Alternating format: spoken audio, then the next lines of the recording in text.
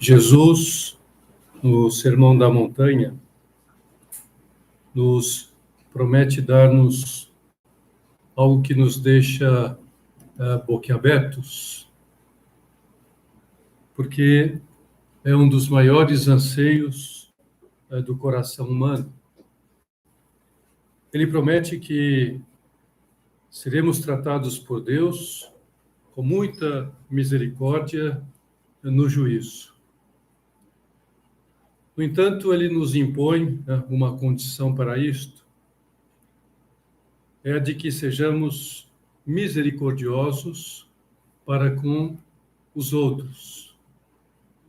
Bem-aventurados os misericordiosos, porque são tratados com misericórdia. Uma das obras tradicionais que a Igreja nos alenta a praticar na Quaresma é a esmola. Geralmente, quando nós pensamos em esmola, nossa mente ela se fixa na ajuda material que podemos dar a alguém. Porém, a esmola é também ter uma atitude de caridade para com os outros, realizar obras de caridade. E uma obra de caridade extraordinária que podemos realizar é a misericórdia. Misericordiosos nós devemos ser com todas as pessoas. Porém, eu penso que vocês concordarão comigo que nosso dever maior é ser misericordiosos com os nossos familiares.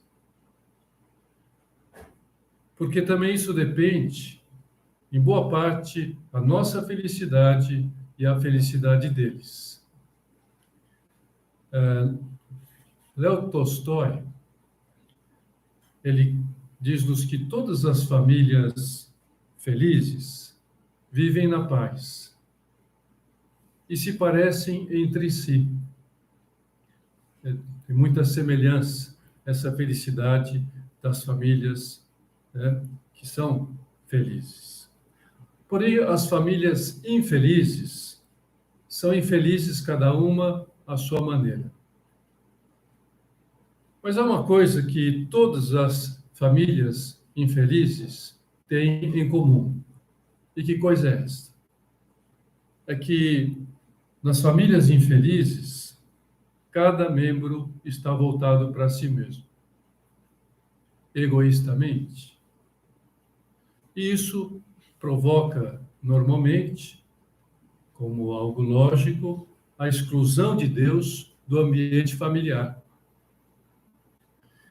Já as famílias felizes são aquelas que os seus membros praticam a misericórdia entre si. E isso ocorre porque puseram os seus corações de modo absoluto, de modo total, em Deus. Ou seja, dirigem os seus pensamentos, dirigem as suas preocupações para Deus. Deus está no centro das suas vidas. Deus está no centro das suas famílias. Porque sabem que o coração humano foi feito para Deus e só pode ser feliz em Deus. Ele é o tesouro absoluto e real da alma humana, das famílias. As famílias felizes, os membros das famílias felizes, sabem que a saúde, o prestígio profissional, o prestígio intelectual, o bem-estar, a riqueza material, as satisfações corporais, são bens, valores relativos. Tem a sua importância, mas não absoluta. E essas famílias, elas praticam a misericórdia entre si, também porque querem ser como Cristo foi. Ter um coração à medida do coração misericordioso de nosso Senhor Jesus Cristo. E nosso Senhor Jesus Cristo foi misericordioso para com todas as pessoas. Uma misericórdia primorosa, que nos encanta, principalmente misericordioso para com os pecadores, para com os doentes, para com as crianças, para com os necessitados de todos os tipos. Porque Jesus Cristo é Deus e Deus é amor. Deus é misericórdia. Diante dessas ideias, seria oportuno que fizéssemos o nosso exame de consciência para ver como estamos vivendo pessoalmente essa misericórdia no lar.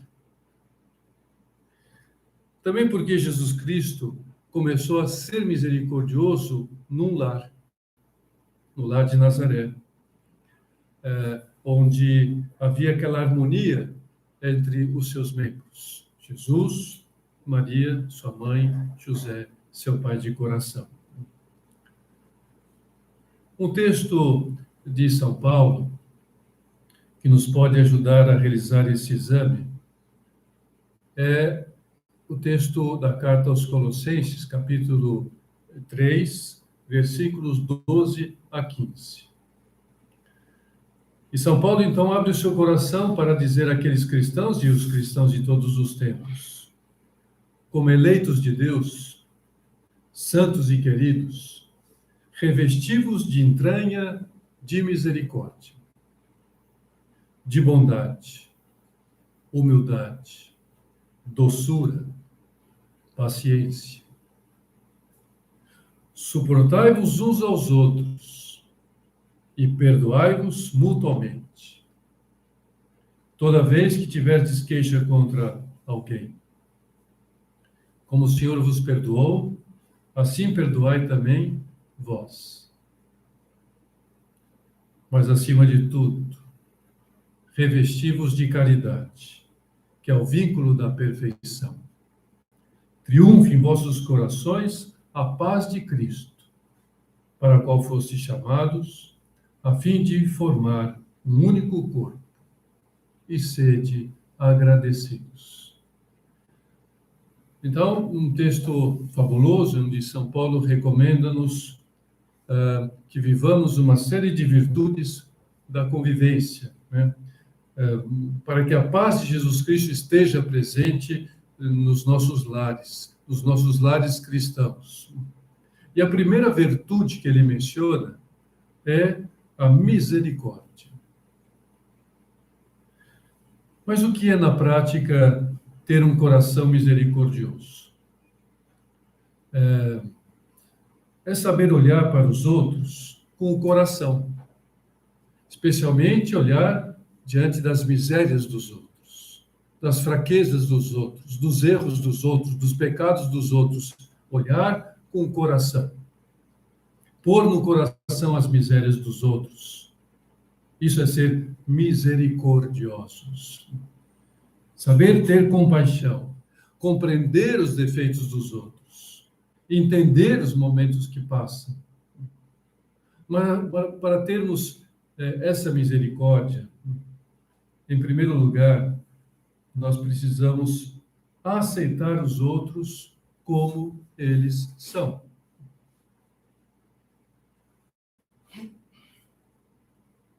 Não como nós gostaríamos, quereríamos que fossem.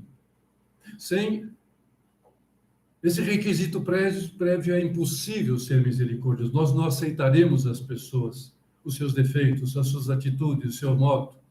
Aceitar como elas são, aceitar o momento, a circunstância, aceitar a maneira de falar, os tiques da esposa, os tiques da sogra, aceitar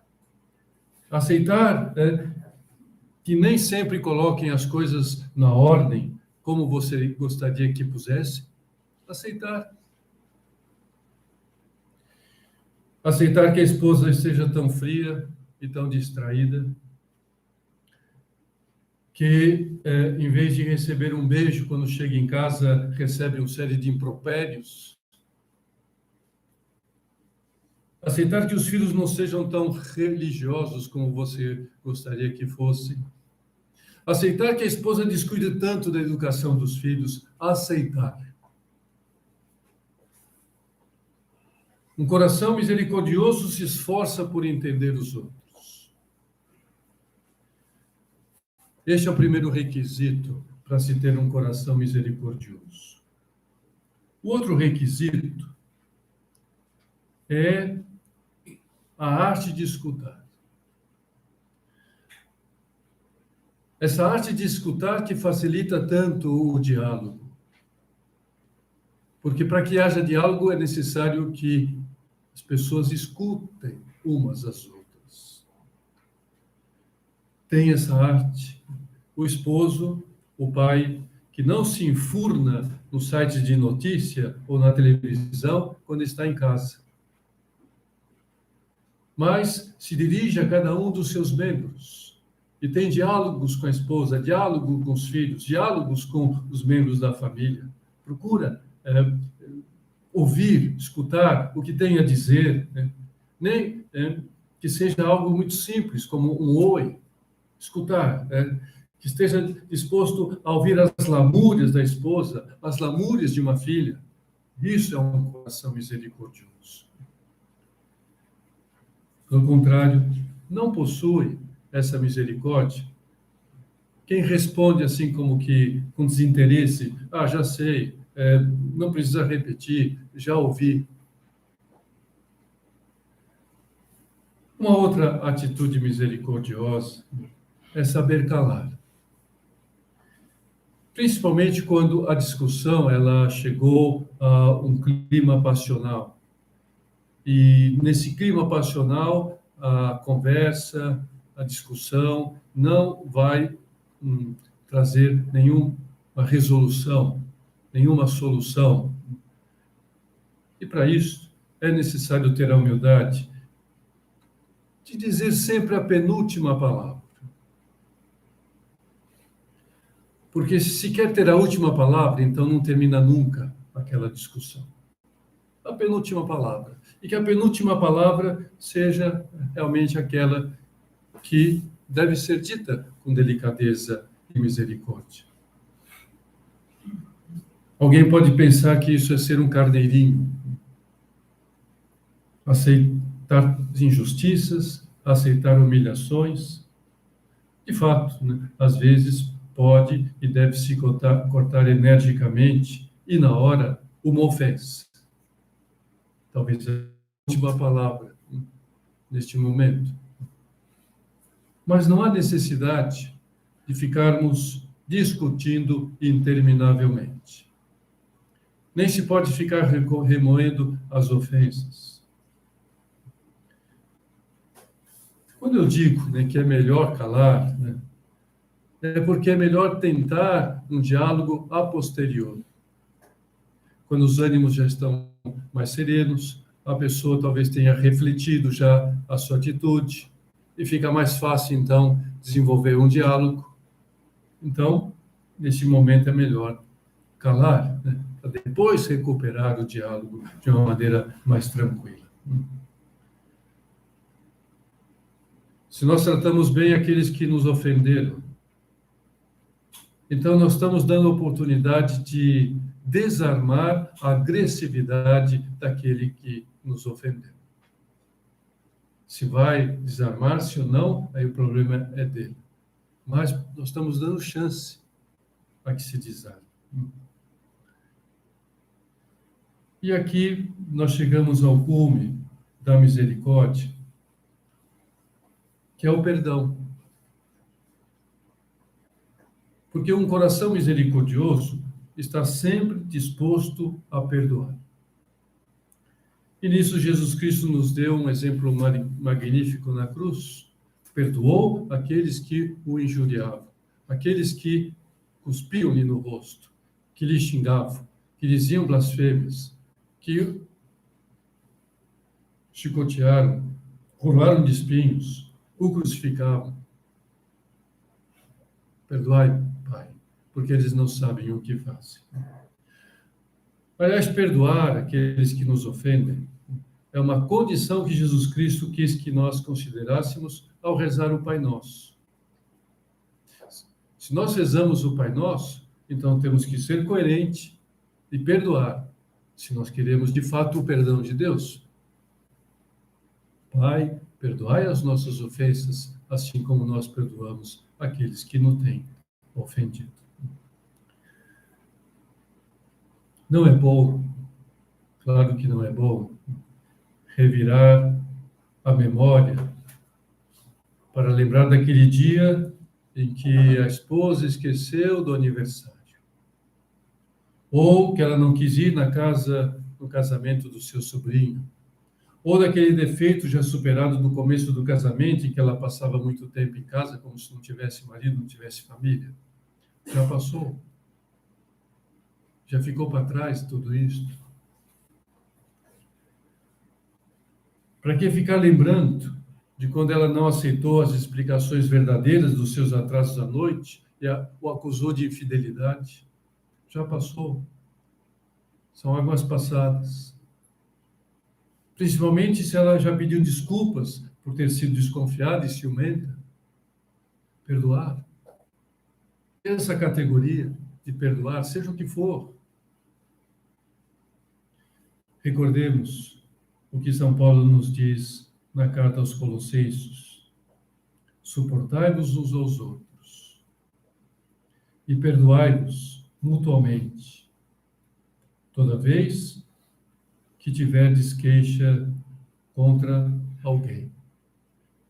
Como o Senhor vos perdoou, assim também perdoai vós. Talvez alguém fique com o dilema de pensar que, como não consegue esquecer-se das mágoas, não consegue esquecer-se das ofensas, isso quer dizer que não perdoa. No entanto, esse dilema ele não pode existir, porque são coisas distintas. As mágoas são feridas, que às vezes demoram a fechar-se. E talvez não se fechem nunca, ou se abram de vez em quando. Somos humanos. Temos fraquezas e temos um coração humano.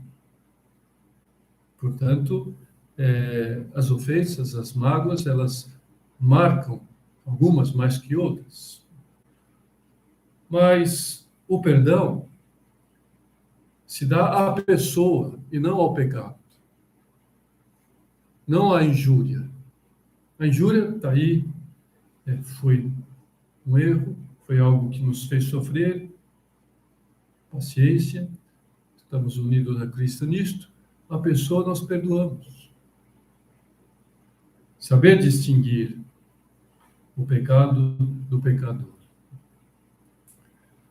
O Catecismo da Igreja, sobre isso, diz-nos palavras, ensinamentos fabulosos.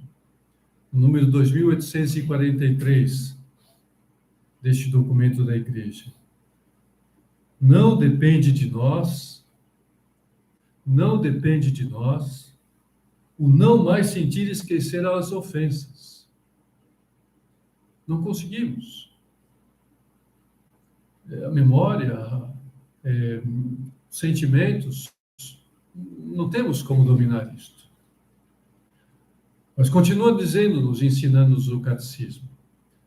O coração, porém, que se entrega ao Espírito Santo, transforma a ferida em compaixão. Purifica a memória e transforma a ofensa em intercessão.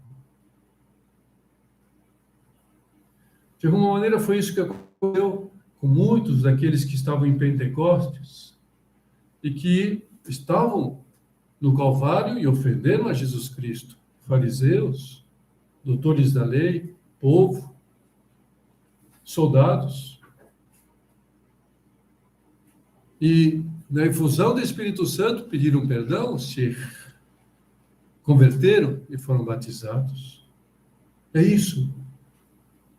A nossa vida em Cristo, a nossa vida no Espírito. Além do mais, Jesus pediu-nos que orássemos por aqueles que nos maltratam, por aqueles que nos perseguem. Isso serve principalmente para quem teve o seu casamento desfeito ou está numa situação, enfim, de separação. Há duas atitudes que nos podem ajudar a ser misericordiosos, a ter essas atitudes, né? De aceitar os outros, de calar, de saber escutar. Uma primeira atitude, ela procede de um objetivo interior, que nós podemos, então, fomentar neste momento de reflexão, que é o de esquecer-nos de nós mesmos. Atitude e esforço de esquecer que temos necessidades, que temos carências, que temos, enfim, aquilo que gostaríamos que nos dessem. Esquecer, fazer o esforço de esquecer para pensar nas necessidades dos outros, naquilo que os outros precisam, nas carências dos outros, nas necessidades dos outros. São José Maria nos ajuda a empreendermos esse esquecimento próprio, pedindo-nos que tentássemos evitar criar na imaginação suscetibilidades do tipo: é que me disseram isto, é que me disseram aquilo, é que podem pensar nisto, podem pensar naquilo, é que não me consideram. Foi esse esquecimento próprio do rei Balduíno da Bélgica, que levou a sua esposa, a rainha Fabíola, a dirigir uma mensagem ao povo belga em 15 de dezembro de 1990, quando eles comemoravam 30 anos de casamento. E a mensagem da rainha foi esta, ao povo belga: eu vos direi, simplesmente, que esses têm sido anos de felicidade, devido em grande parte à gentileza do meu marido, às suas atenções, a um constante esquecimento desse mesmo que jamais ficou desmentido. Ele tem para comigo uma paciência toda própria. Foi a paciência que permitiu ao nosso amor crescer e expandir-se. Esse esquecimento de si em favor do outro é a verdadeira chave do casamento. A outra atitude misericordiosa, que vem como consequência dessa primeira, é o serviço, a doação. Quem esquece de si mesmo, esquece que precisa ser servido. E pensa, eu devo servir. E assim Jesus Cristo nos ensinou: eu não vim para ser servido, mas para servir. No cristianismo, o maior é aquele que serve. Por isso, Nossa Senhora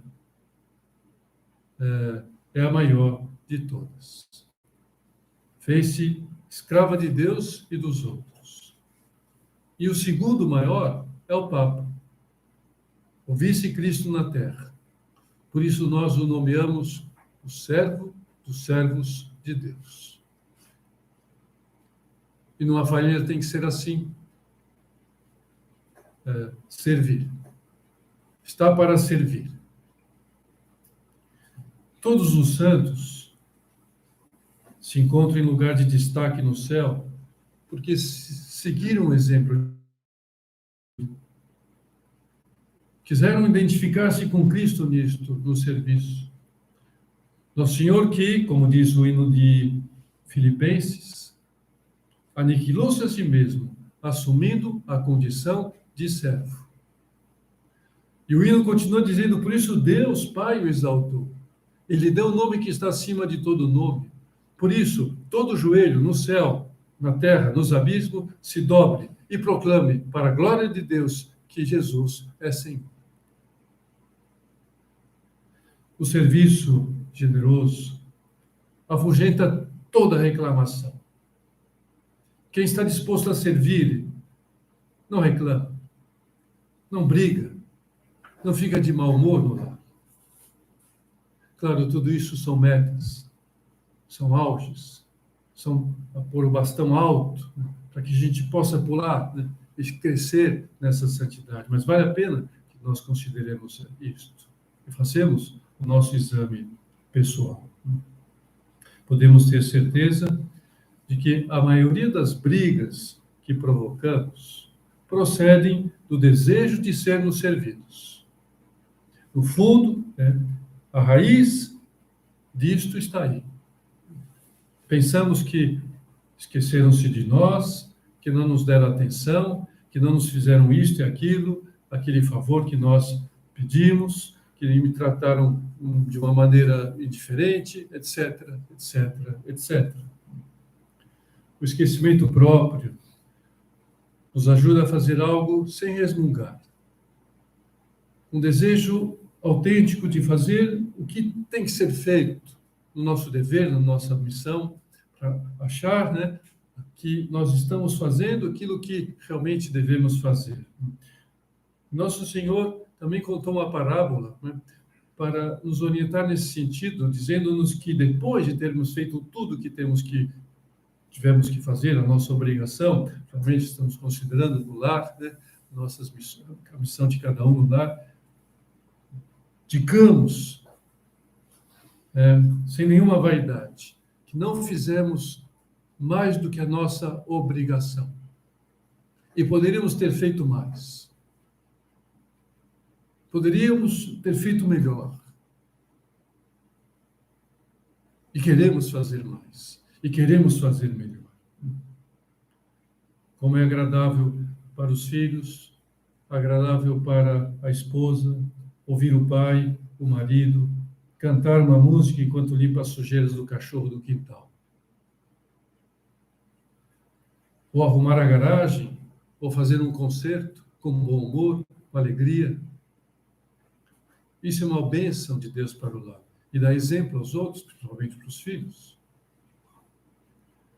Portanto, queiramos ser misericordiosos.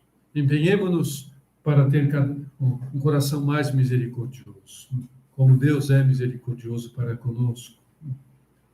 Aceitando os outros como eles são. Tendo a arte de escutar, a arte de calar. Perdoando, esquecendo de nós mesmos e servindo. E assim, nós estaremos dando condições, estaremos sendo instrumentos de Deus para que Ele entre nos lares.